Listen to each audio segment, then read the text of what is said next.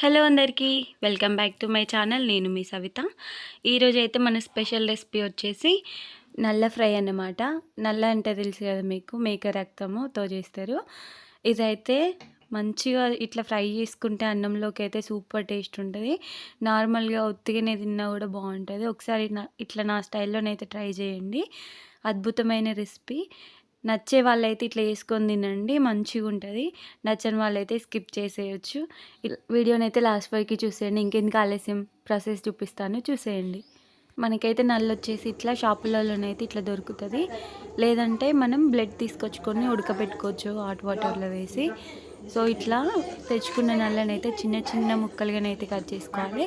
చిన్నగా కట్ చేసుకుంటేనే కూరగాయలైనా ఏదైనా కూడా మంచిగా బాయిల్ అయితే అట్లనే టేస్టీగా కూడా ఉంటాయి. ఫ్రైలోకి అయితే ఇట్లా కంపల్సరీ చిన్నగానైతే కట్ చేసుకోండి. ఇట్లా కట్ చేసుకున్న తర్వాత పక్కకు పెట్టుకోండి. ఆ తర్వాత ఈ ఫ్రై కోసం అయితే ఒక 4-5 ఉల్లిగడ్డను ఇట్లా చిన్న సన్నగా కట్ చేసుకొని తీసుకోవాలి. తర్వాత ఒక 4 పచ్చిమిరపకాయలు, కొద్దిగా కొత్తిమీర, ఒక 2 నుండి 3 టమాటోలను అయితే చిన్నగా కట్ చేసుకొని తీసుకోవాలి. ఆ తర్వాత కర్రీ కోసం అయితే స్టవ్ పైన గిన్నెను పెట్టుకొని గిన్నెలో ఎక్కువగానో ఆయిల్ వేసుకోండి. ఆయిల్ ఫ్రైకి సరిపడా అయితే వేసుకోండి. వేసుకున్న తర్వాత దీనిలోకి కట్ చేసుకున్న పచ్చిమిరపకాయలు వేసుకొని కొద్దిగా ఫ్రై అయిన తర్వాత ఉల్లిగడ్డలను కూడా వేసుకొని లైట్గా ఫ్రై చేసుకోవాలి. ఆ తర్వాత దీనిలోకి అయితే ఒక స్పూన్ దాకా అల్లం వెల్లుల్లి పేస్ట్ని అయితే వేసుకోవాలి. ఈ అల్లం వెల్లుల్లి పేస్ట్తో పాటుగా ఒక స్పూన్ పసుపును కూడా యాడ్ చేసుకోవాలి. ఆ తర్వాత అల్లం వెల్లుల్లి పేస్ట్ అనేది పచ్చివాసన పోయేంత వరకు అయితే మంచిగా ఆయిల్లోనైతే ఫ్రై చేసుకోవాలి.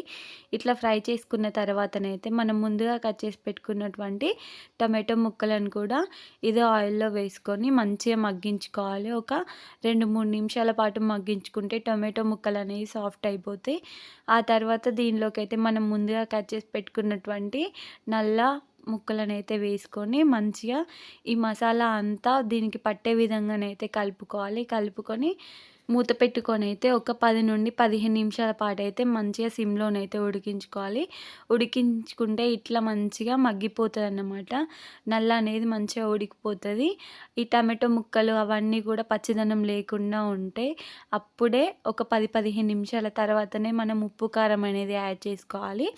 దీనిలోకైతే ఒక స్పూన్నర కారము, అలాగే ఒక స్పూన్నర ఉప్పు అయితే వేసుకుంటున్నాను. మీకు టేస్ట్ తగ్గట్టుగానైతే మీరు వేసుకోండి. కొద్దిగా స్పైసీగా ఉంటేనే బాగుంటుంది కర్రీ అనేది. సో ఇట్లా వేసుకున్న తర్వాత మంచిగా కారం ఉప్పు పట్టే విధంగా కలుపుకొని మంచిగా కలుపుకుంటూనే నెమ్మదిగా ఫ్రై చేసుకోవాలి. సిమ్లో పెట్టుకొని స్టవ్ అన్నది. అప్పుడే మంచిగా ఫ్రై అయిపోతే ఈ నల్ల ముక్క చుట్టూ అయితే మంచిగా ఒక లేయర్ ఫామ్ కావాలన్నమాట. మంచిగా అట్లా ఫ్రై అయితేనే టేస్ట్ అనేది బాగుంటుంది కర్రీ అనేది. సో ఇట్లా మంచిగా కలుపుకుంటూ ఫ్రై చేసుకోగా ఒక 10-15 మినిట్స్ తర్వాతనైతే ఇట్లా పూర్తిగా కలర్ అయితే చేంజ్ అయిపోతుంది. ఇట్లా మంచిగా ఫ్రై అయిన తర్వాత ఫైనల్గానైతే దీనిలోకి ఒక 2 నుండి 3 స్పూన్ల దాకానైతే కొబ్బరి పొడిని వేసుకోవాలి. ఇది వచ్చేసి ఎండు కొబ్బరి పొడి. ఇట్లా ఒక 2-3 స్పూన్ల కొబ్బరి పొడి వేసుకోవాలి. ఆ తర్వాత దీనిలోకి మన స్పెషల్ మసాలా ధనియాలు, లవంగాలు, ఇలాచి, చెక్క కలిపి చేసిన మసాలా అనమాట. మేమైతే ఇది ఎక్కువ యూజ్ చేస్తాం. ఇది వేసుకొని మంచిగా కలుపుకొని న్యాచురల్గా ఉంటుంది టేస్ట్ అయితే. వేసుకొని ఒక 2 నిమిషాల పాటు మగ్గించుకోవాలి. ఈ మసాలాలు అనేవి ఆ ముక్కలకైతే మంచిగా పడతాయి. ఆ తర్వాత ఫైనల్గా కొత్తిమీర వేసుకొని స్టవ్ ఆఫ్ చేసుకుంటే మన టేస్టీ నల్ల ఫ్రై అయితే రెడీ అయిపోతుంది. ఎంత బాగుంటుందో అన్నంలోకి కానీ లేదా మామూలుగా చపాతీలోకి కానీ ఊరికే తిన్నా కూడా సూపర్ టేస్ట్ ఉంటుంది. తప్పకుండా ట్రై చేయండి. నా రెసిపీ నచ్చితే ఒక లైక్ చేయండి. మీ చేసే లైక్ వల్ల నా వీడియో అనేది ఇంకా కొంతమందికి రీచ్ అవుతుంది. అలాగే నా ఛానల్ని ఎవరైనా ఫస్ట్ టైం చూస్తున్నట్లయితే తప్పకుండా సబ్స్క్రైబ్ అయితే చేసుకోండి. పక్కనే ఉన్న బెల్ ఐకాన్ అయితే క్లిక్ చేయండి. అప్పుడే నా నోటిఫికేషన్స్ అనేవి మీకు వస్తాయి. అంతే. ఈరోజు రెసిపీ వచ్చేసి ఇది. నా రెసిపీస్ అన్నీ మీకైతే నచ్చుతాయని అనుకుంటున్నా. అంతే. ఈరోజు వీడియో వచ్చేసి అయితే ఇది. Thank you for watching. Bye bye.